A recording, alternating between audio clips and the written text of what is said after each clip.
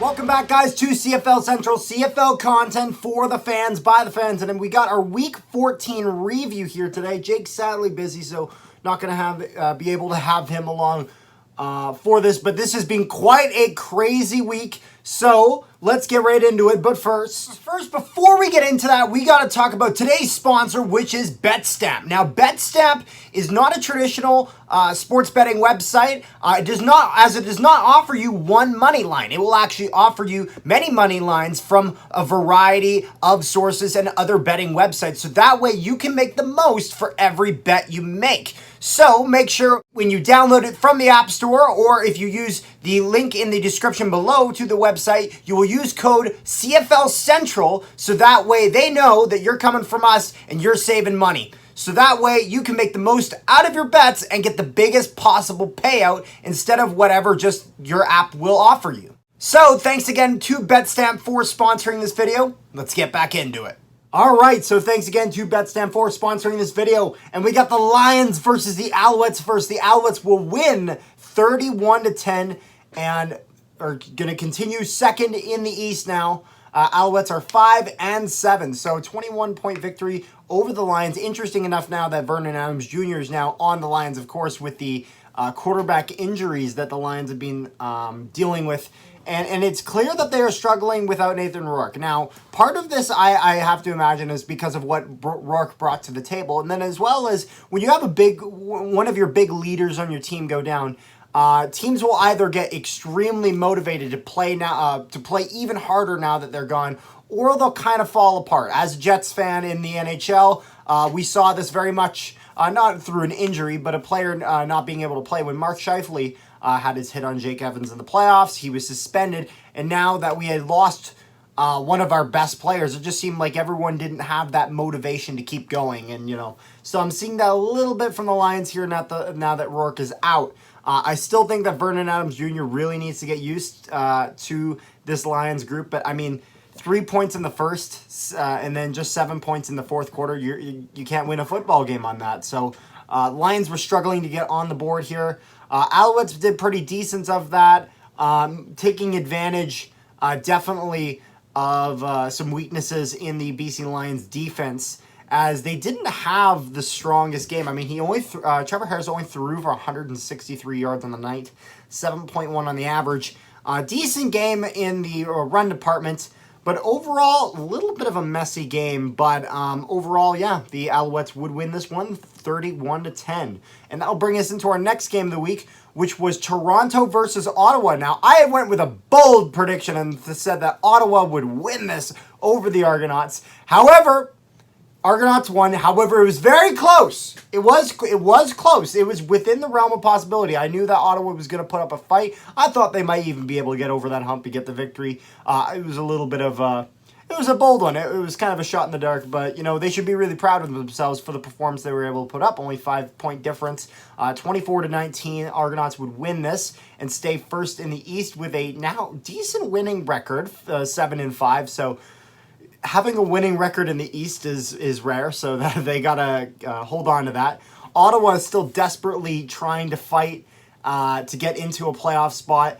I think that's very unlikely, with Saskatchewan most likely going to be the team that's going to be crossing over from the West into the East, just with the situation and how this is going out. I don't see I just don't see them having enough to get in front of ahead of Saskatchewan.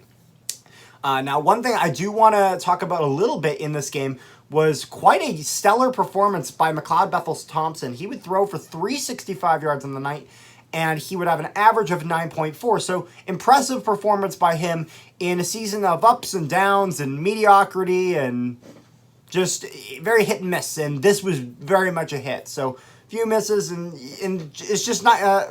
It's got to be nice for Toronto to see a really good, consistent game for him. A little bit of a weakness in that fourth quarter. But overall, they were getting some decent points throughout the night. And sometimes they just weren't able to quite converge on it. But being able to march down the field is really important. And they'll see that come playoff time. So yeah, Argonauts win 24-19. And that is where we get to the big one. That's right, the Banjo Bowl. Winnipeg versus Saskatchewan. And I predicted this would be a close game, a close Bomber victory.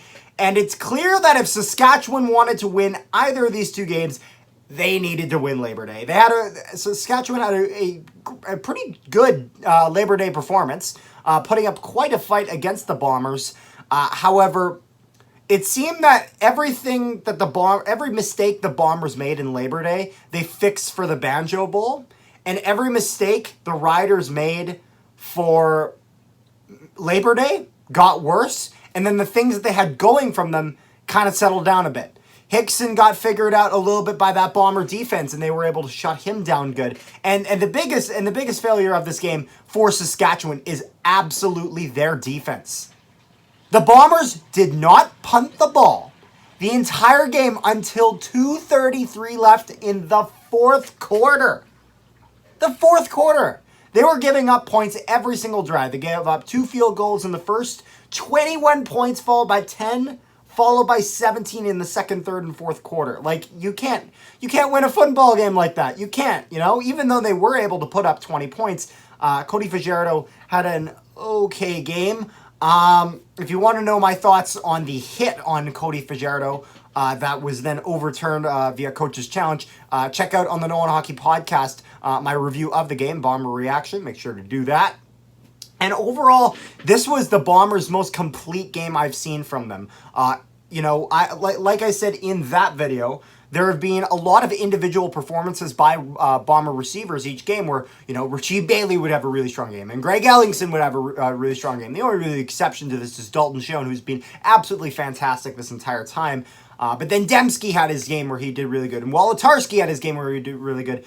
And so it was really, really, really deadly that the Bombers were able to get all those receivers playing their A game at the same time, keep that Riders defense guessing. And in addition to that, Brady Oliver had quite the game at running back, McCray as well. And overall, just a fantastic performance by the Bombers. Massive win, 54-20 over the Saskatchewan Rough Riders in the Banjo Bowl. But that will bring us into our last game, an even higher scoring game with the Battle of Alberta. Now, I did not expect this I didn't expect Calgary to put up 56 points against Edmonton, but you know what? Props to Edmonton being able to get 28 there. Taylor Cornelius had a solid night. I think both Jake Mayer and Bo Levi Mitchell played. I'm trying to remember here. Or no, it was just Jake Mayer. Yeah, no, I don't think Bo Levi Mitchell played. But overall, this was a great game and quite a standout game for Taylor Cornelius, actually, as I think he's now re-signed till 2024. I'll have to look into that a little bit more. I could be wrong about that. My apologies if I am. But I'm almost positive that he is.